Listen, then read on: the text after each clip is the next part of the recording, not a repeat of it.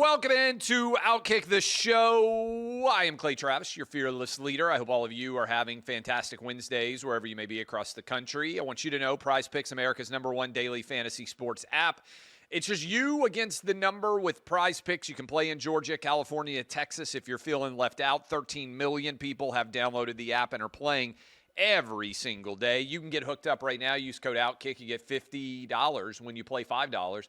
And like I said, 13 million people have done this. Super simple. You pick more or less, and you are ready to roll. And I have a winner for you tonight. This is courtesy of Adam, who is brilliant, we hope, when it comes to this pick. Connor McDavid, more than 2.5 shots on goal tonight. NHL. Edmonton going up against Dallas. More than 2.5 shots on goal for Connor McDavid. So we got some NHL playoff action for you there. Ozzy Albies. Braves, I think, back to 500, right, after the loss last night. They are playing tonight against the Washington Nationals. And Ozzy Albies, 7 straight games with a hit. More than 1.5 hit for Ozzy Albies. Starting to get a little bit hot. And Mike Conley, more than 1.5 three-pointer made tonight. That's Thursday night in Game 2 between Minnesota and OKC. If we are right that we get 3 out of 3, then you have the opportunity to win 2-1. A little bit over 2-1. That is $10. We'll pay you $22. 2.2 payout. Again, Connor McDavid more, Ozzy Albies more, and Mike Conley more. Super simple. NHL, NBA, and Major League Baseball. All 3 major games. Sports, a trio of winners there. Download the app today. Use code OutKick. $50 instantly after you play your first $5 lineup. That's code OutKick for $50 instantly after you play your first $5 lineup. PrizePicks. Run your game. All right, let's run some game here.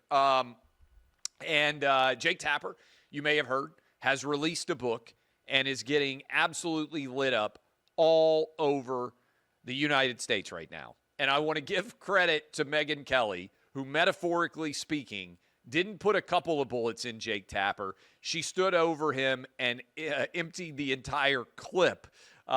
This is what it sounded like on Megyn Kelly's show. This is what pure and utter destruction sounds like. And let's listen to Megyn Kelly not let Jake Tapper continue to argue, as Jake Tapper has been, that he was befuddled, that he was bamboozled, that he had no idea Joe Biden might not be mentally or physically up for the job.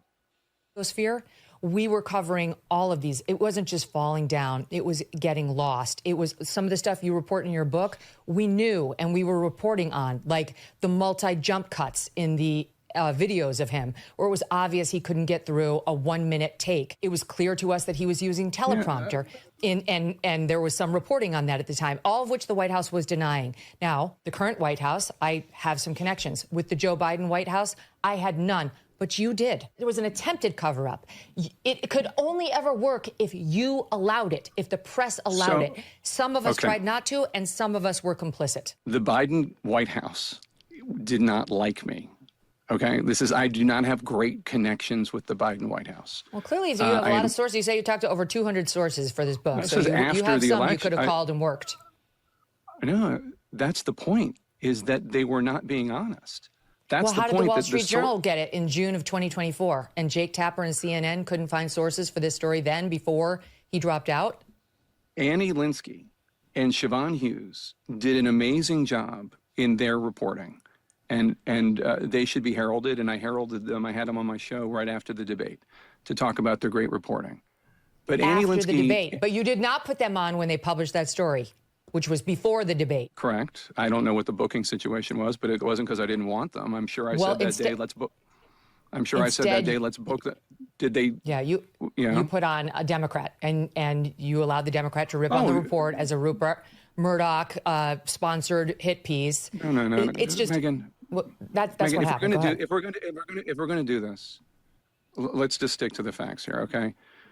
When there is a damaging report, that's what I've been doing all along. I'm talking about what you just said. Didn't miss the biggest story of the century when it comes to presidential politics, and one of us did. All right. I give credit to Megyn Kelly. This is how this should go. You should be speaking truth to power. This is 100% exactly what Jake Tapper should have to deal with. And by the way, it's not just Jake Tapper. He's the one who's trying to profit on both sides because he said, Joe Biden is he's got a stutter. There's no physical or mental incapacity. And now he made millions of dollars arguing for 4 years that which was untrue, which was Joe Biden was mentally and physically able to be president of the United States. And now he flips and argues the exact opposite. And a lot of people, myself included, are saying, yeah, we're not going to stand for this. But this is happening all over the media now. And I want to read to you the Washington Post emblematic example of this, I think. They posted a editorial where they said, and like I saw this and I just thought, man, sometimes I'm even stunned by what people try to claim. The Washington Post editorial board said, if Biden was too frail for his job, voters should have been informed. Transparency is essential for democratic processes to operate as intended. I'm going to do something that's going to stun you. I'm going to defend Democrats, okay? Once Biden was elected, the idea that someone was going to go public and say, hey, the president of the United States has Jell-O for brains was virtually zero, okay? You might want it to happen. I might want it to happen. But the individuals who worked so hard to get Biden elected are not going to give up the power they got by saying the president doesn't have the mental or physical capacity to be president. I'm talking about the people who are actually in the White House. Okay? You know who should, though, cover this? The Washington Post. They wrote "Democracy dies in darkness" at the top of the newspaper. And then they stayed in the darkness for 4 years with Biden. Now, I'm going to tee off here because this matters to me. Y'all know I went to college in Washington, D.C. I used to buy the Washington Post every day. I'm still a subscriber. I am old enough to remember when the Washington Post cost a quarter. I'd put my quarter in, and I could read Tony Kornheiser and Mike Wilbon's columns in the Washington Post sports section. Kornheiser had a style column back in the day. My mind was blown. This is a pre-internet, basically. You didn't have newspapers on the internet. I grew up reading the Nashville Tennessean. I had no idea how good a daily newspaper could be. And I'm old enough to remember waking up one morning and seeing the headline on the Washington Post that Bill Clinton was having an affair with Monica Lewinsky. I worked in Pentagon City Mall, which was where Monica Lewinsky was confronted by the Ken Starr investigation for the first time. I was at Abercrombie & Fitch, worked in the Abercrombie & Fitch store, Pentagon City Mall, hop on the Metro, ride, I think it was the Blue Line, ride the Blue Line out to Pentagon City, Northern Virginia. And so I knew I lived down the street from the Watergate where Monica Lewinsky lived. I was in D.C. during the whole Clinton impeachment crisis. And what's interesting was the Washington Post covered Bill Clinton like they had covered Richard Nixon 20 years before, even though one was a Republican, one was a Democrat. When Trump got into office, the Washington Post covered him with a fine-tooth comb. Every single thing that Trump did, they covered minutely. They wrote "Democracy dies in darkness" at the top of the newspaper. They have hundreds of employees in the Washington Post that are specifically targeted with covering the White House and the entire American political universe. The Washington Post probably has more reporters and employees who are paid to cover what happens in Washington, D.C., than any media organization in the world. Maybe the New York Times has more. I doubt it. I bet the Washington Post has more. They have reporters. They have editors. They have huge numbers of people all over D.C. And all of them stayed in the darkness. Literally, their tagline is "Democracy dies in darkness." And they spent 4 years of Joe Biden's tenure in the darkness. Was it Bain who was born in the darkness? The Washington Post stayed in the darkness. They didn't come out of it at all. And then they have the audacity, the editorial board does, to publish an editorial saying, if Biden was too frail for his job, voters should have been informed. How about you should have informed them? Your entire reason for existence, democracy dies in darkness, is to ensure that voters do not remain in darkness. So you took hundreds of millions of dollars, $1 billion, I don't know what the total revenue is, during the course of the Biden administration. And none of you could tell us what somehow I told my audience for years, Biden doesn't have the mental or physical capacity to be president. And then when everybody suddenly realizes it, the editorial board sits down and says, boy, somebody really should have told everybody that Biden couldn't do the job. That's your job. You can't blame anybody else. You can't blame the Democrats for not saying, yeah, our guy doesn't have pudding for brains. Does have pudding for brains. Yeah, our guy is incompetent. You should. Look, in an ideal world, the people in the White House would have said Biden can't do the job. We got to replace him. But they just lied and said he deserved the job in 2020. And in 2021, they can't be like, so, about that. Turns out, Biden's got pudding for brains, and he craps his pants all the time, and he can only work like 3 hours a day. And let's put him back in his beach house and just pretend that none of this is going on at all. Your job, Washington Post, one would argue the only job you exist to do is tell us what the people in positions of power are actually doing, not what they're telling us they're doing. And you failed. So you can't now show up and say, boy, somebody really should have told us about this. I'll give you an analogy. It reminds me. Know what your job is.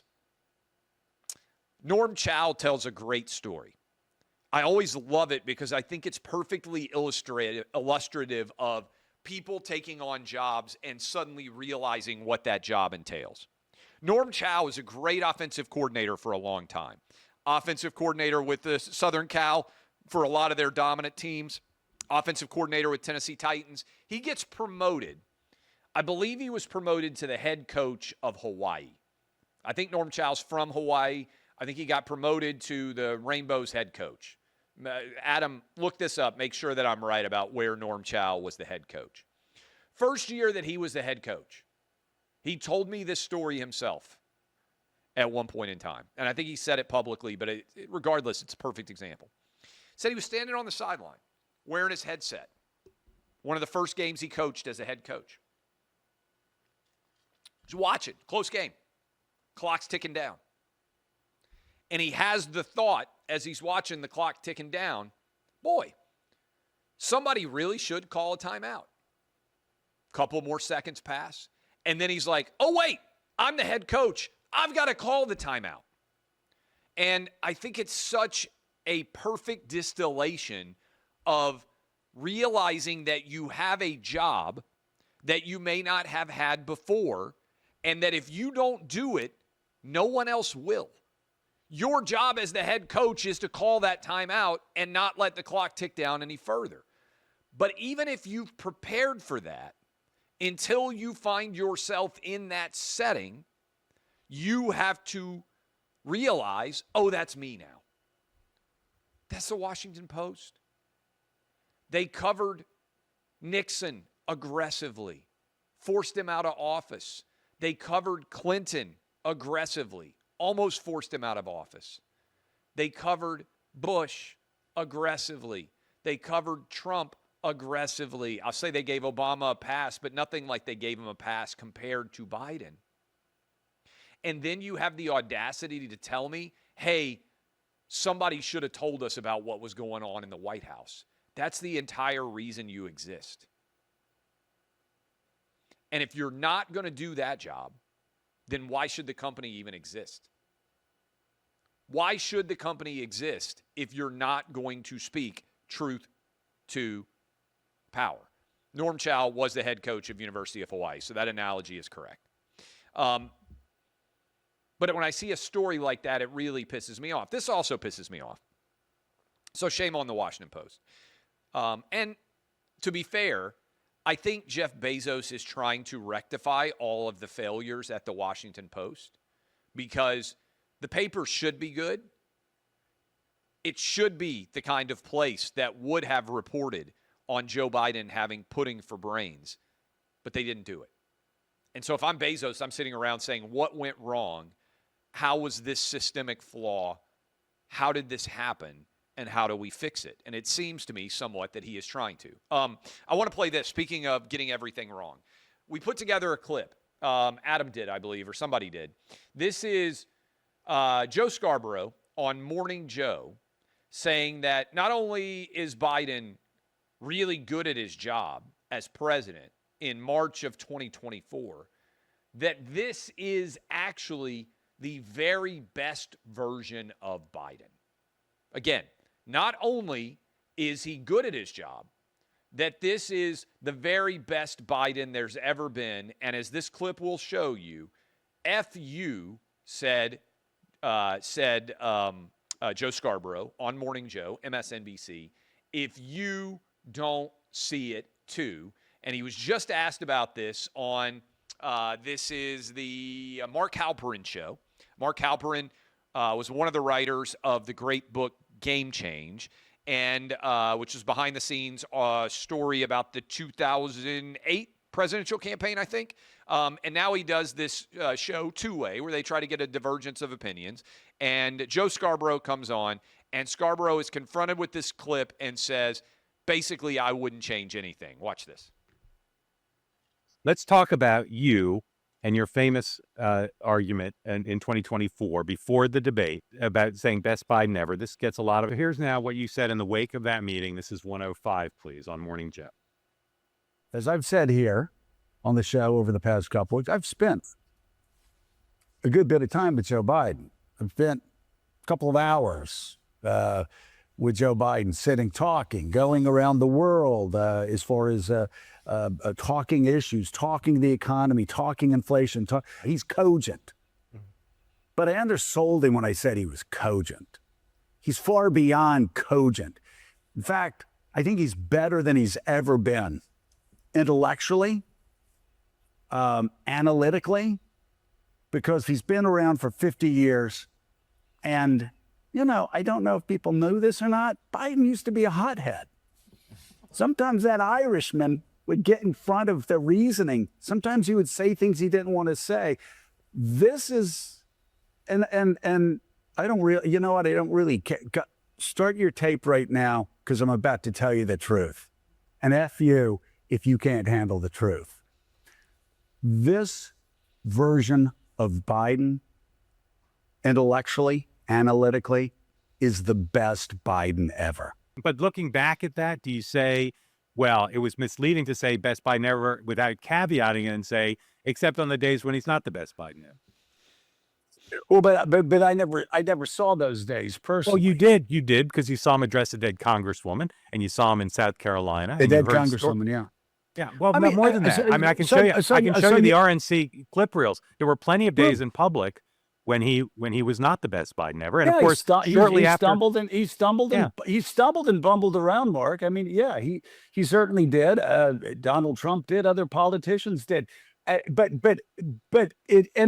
It's actually the same case as a lot of times when I've gone in and talked to Donald Trump.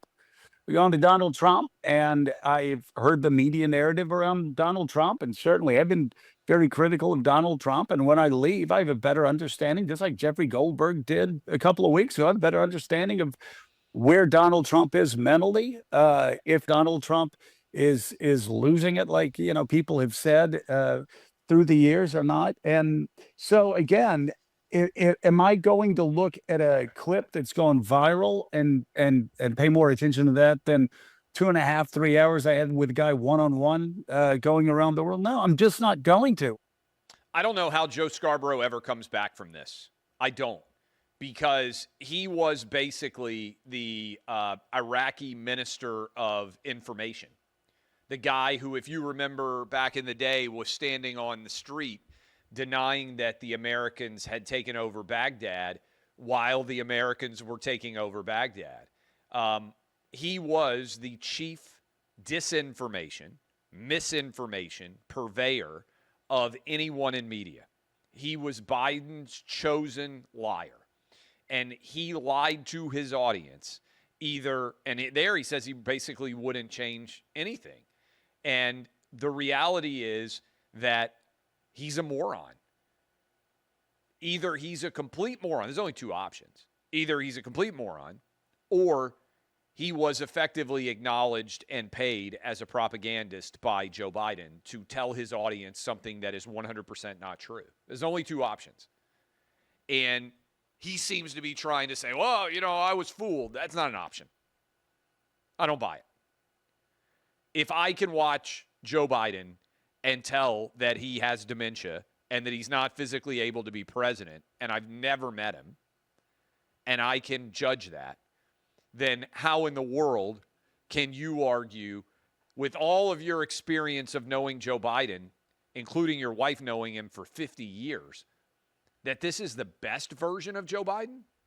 He didn't argue, which I would have disagreed with, but he didn't argue, hey, Biden's not perfect, but he's better than Trump.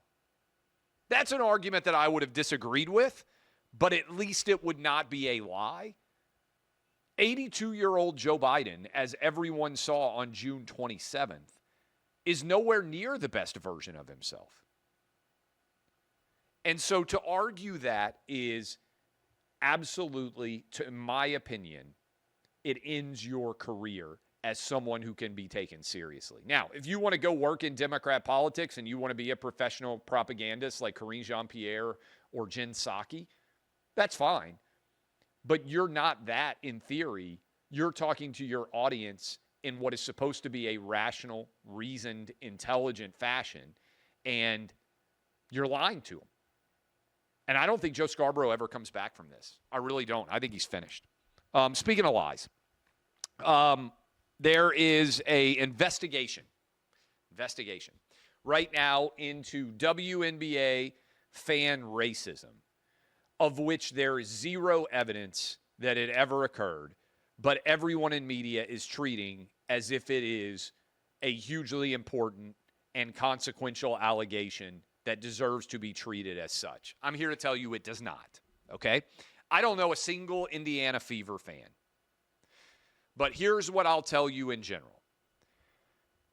Has there been any evidence of any racism allegation from a fan that has been proven to be true in the last decade?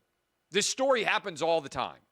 People say, oh, these fans, they were screaming racial slurs. Last time I really remember it was the BYU Duke volleyball game. Everybody treated it so seriously. Oh, all these BYU volleyball fans, they're super racist. And BYU went back over every single shred of evidence, and they said, yeah, there's zero evidence that anybody at BYU behaved in any way inappropriately. There's also zero evidence of anybody with the Indiana Fever fan base behaving in any way in a racist fashion. Wouldn't the evidence be viral already? I mean, think about it. You've got an entire crowded arena. Every single person virtually in that entire arena has a phone with a video camera on it, able to take video of everyone around them at any moment of any point during the game. Do you think that if there were a fan screaming racial slurs loudly enough for Angel Reese to hear on the basketball court, that there would be somewhere some evidence of that having occurred? Yet we haven't seen it at all. Does that make sense to you? How many athletic events have you been to? If someone is screaming something loudly enough to be heard by a player on the court, or sitting close enough to the court to be heard, There are boom mics everywhere that pick up all sorts of audio from the official ESPN, in this case, television broadcaster. Every single person in the crowd has a phone, just about, and is a potential witness as well. And they are taking photos and they are taking videos throughout the course of the entire game. And yet there is zero evidence that I have seen that has emerged of anybody behaving inappropriately. That seems fairly significant, given the allegation. Second part of this, motive. Do you think, I'm not saying racism doesn't exist. It does exist. There are white racist, black racist, Asian racist, Hispanic racist. I wish there weren't. I wish people did not make decisions based on identity politics. I wish people didn't make choices based on the color of someone's skin or their religion or their gender or their sexuality. Wish that didn't happen. But let's just pretend. Even if you were racist, every single person in America, certainly white people, because that's the implicit assertion here, right, is that it's a white person who's being racist. Every single white person in that arena knows if they engage in racist behavior, their life is basically over. You got a job, it's gone. You're in school, you're kicked out. Everything that you want to do in your life that is positive, work, make money, go to school, whatever you do, it's all over. You become immediately a social pariah, unemployable, uneducatable. You are cast to the proverbial lions of social media and the media in general. You can never get your good name back. Your life is effectively over. That's what happens if you are racist. Do you think anybody's making that choice? So there's no evidence it happened. The consequences for doing it are draconian. Every fan in that arena would be far better off getting a DUI leaving that game than being on video screaming a racial slur. Think about how wild that is. You get a DUI, nothing really happens to you. Most people don't know. You're better off getting a DUI, which I don't think anybody wants, than you are being on video screaming a racial slur. So no evidence of it.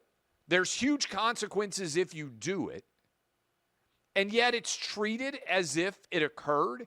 And the presumption is that racist fans are everywhere and that we have to shut this down. Meanwhile, Angel Reese insults Caitlin Clark based on her race on her social media profiles. Nothing happens. That's actual racism.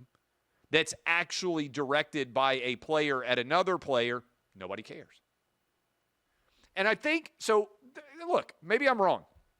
Maybe at some point in time, one of these racism allegations is actually going to occur and there's going to be evidence it happened.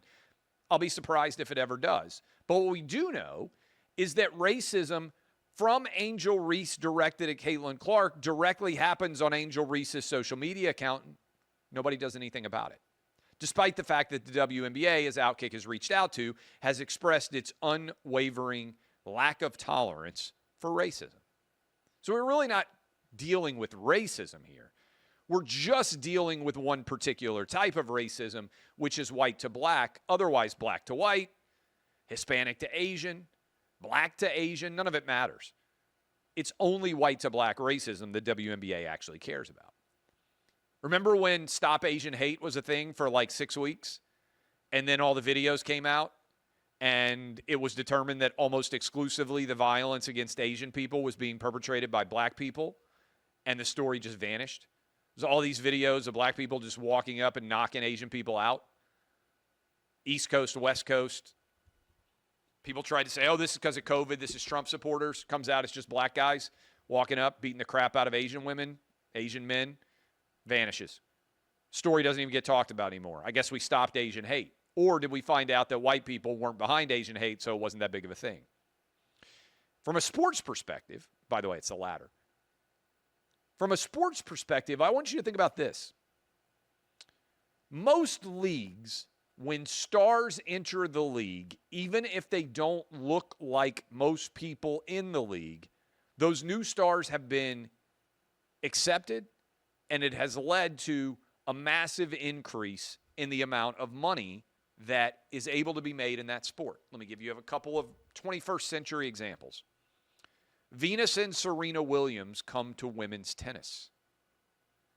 The amount of money that women can now make at the end of the Venus and Serena Williams era is orders of magnitude higher than it was before those women came into the sport. The sport itself became far more popular, certainly in the United States, because of Venus, in particular because of Serena. The world of tennis, which was overwhelmingly white at the time that Venus and Serena Williams entered into the WTA, welcomed those women and reaped the benefits such that everybody who was good at tennis, white, black, Asian, Hispanic, whatever your background was, women's tennis players all got a raise because the individual excellence and acclaim and attention brought by Venus and Serena Williams benefited a rising tide, which lifted all boats of women's tennis. I don't recall there being any racism at all directed from players inside of the WTA towards Venus and Serena. And I remember it being an overall hugely positive experience for women's tennis fans and players and the television networks. Everybody benefited from someone who looked different being great at the sport. About Tiger. Tiger comes into golf, late 90s, 97, I think, was when he won his first Masters. Turns pro from Stanford, joins the PGA Tour, and it was a rocket ship. Tiger brought in a huge new audience. Television viewership skyrocketed. Prize for golfers that you won on winning tournaments skyrocketed. Everyone made way more marketing money. There were way more eyeballs on golf. Couple of awkward situations with Tiger. Fuzzy Zeller, I think, back in the day, made a couple of jokes. But by and large, the golf community embraced Tiger Woods and the massive increase in viewership that he brought. Golf at the time, still today, overwhelmingly white. But Tiger Woods arrives, and the rising tide of Tiger Woods lifts all boats, and everyone makes more money. So women's tennis, men's golf. What about WNBA with Caitlin Clark? Overwhelming increase in viewership. More people care about the WNBA now than have ever cared about the WNBA in the history of the WNBA, because Caitlin Clark, much like Venus and Serena Williams and Tiger Woods, is bringing a whole new audience to the sport. Only thing that's different, Caitlin Clark's a white girl. Tiger was famously Cablinasian, and Venus and Serena were black. Venus and Serena and Tiger enter into predominantly white sports. Overwhelming amounts of money flow in. Everybody benefits who plays tennis or golf. And in general, there's an incredibly welcoming atmosphere that comes with new talent bringing new audiences. WNBA is not doing that with Caitlin Clark. Instead, a league that has failed for longer than any pro league that has ever existed to make money.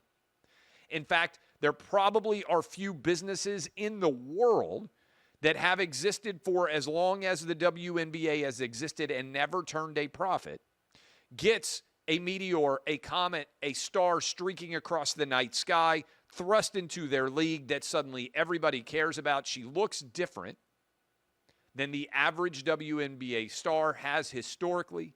She brings in a new audience, and they hate her, and they are racist against her, and the media turns her and her fans into an obstacle to a league that has never had fans and never made money. I would submit to you that instead of following the lead of tennis and golf, the WNBA has lit itself on fire. They would rather have a smaller league with fewer fans than have a white star in Caitlin Clark. It's a really fascinating example and a historically analogous situation in the 21st century to those two sports, and yet it is all very, very different. Maine. Laurel, Libby, we just had her on the Clay and Buck show. The Supreme Court just had to weigh in to allow a Maine legislator, Laurel Libby, to be able to vote and represent her constituents because she was banned from doing so by the legislature in Maine for having the audacity to say men shouldn't compete against women and posting photographs of champion men in Maine who had been competing as women. The Supreme Court 7-2 said no, she has to be able to vote so her constituents have representation. But Laurel Libby is still not allowed to speak on the House floor because the House leadership in Maine has censored her, and she's able to vote. She's not able to speak and explain how she votes, all because she had the audacity to say men should not be able to compete in women's sports. It's bonkers. I want to close with a idea that I saw that was interesting, and it is the choices you make have consequences in all of life. That's a basic eternal rule, and unfortunately, I believe it's a rule that many parts of America have forgotten, particularly places that have strong far left-wing politics. Reading this morning in the Wall Street Journal, I'm now reading about it on my phone. Headline, a fire sale of Portland's largest office tower shows how far the city has fallen. 42-story tower in Portland. It's actually the tallest building in downtown Portland. Building affectionately known as Big Pink, according to the Wall Street Journal, because it's pink-hued Spanish granite and pink glazed glass, has an asking price now of just $70 million. That's the asking price. I'm reading from the Wall Street Journal. That is more than 80% below what the owners paid a decade ago. They are taking a cut of hundreds of millions of dollars, best case scenario, to be able to sell the most iconic, tall building in downtown Portland. Why has the value of this large 42-story building in Portland collapsed? Because downtown Portland has become a drug and crime-infested cesspool over Democrat leadership. In fact, downtown Portland now has a 35% office vacancy rate because so many people don't want to go downtown anymore because of the crime, because of the drug-infested streets. So you have this huge, unbelievable, valuable property, 42 towers, 42 stories, that now has lost 80% of its value, and it's now spiraled over into the residential market too. There's a $600 million development, condos, office space, Ritz-Carlton hotel, opened in 2023. Lenders trying to take title to it because they can't sell condos there. Real consequences. You either embrace safety, dynamic business growth downtown, or you light your city on fire even if the city is otherwise filled with lots of highly educated, wealthy people. Portland is a perfect example of what one-party rule can lead to, which is unmitigated disaster, plummeting property values, incredible high rates of crime, all because of the choices the voters of Portland made. Choices have consequences. You make good ones, it leads to good results. You make bad ones, it leads to bad results. All right. I love all of you. DBAP unless you need to SBAP. I am Clay Travis. This has been OutKick the show. I will see you guys tomorrow on this same program at this same place. Love you. See y'all.